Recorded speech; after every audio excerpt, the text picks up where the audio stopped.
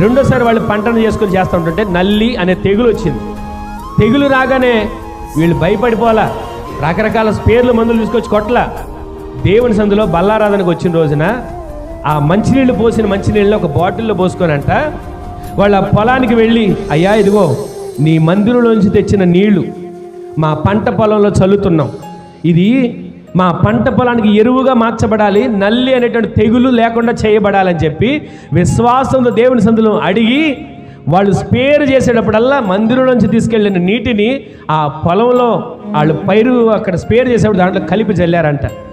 ఏ రకమైన నల్లి తెగులు ఆ పంటని నాశనం చేయకోకుండా నల్లి తెగులంతా నశించిపోయి ఈ సంవత్సరం 25 క్వింటాలు పండేట్లకు దేవుడు చేశాడు. ఆమె చెప్పండి.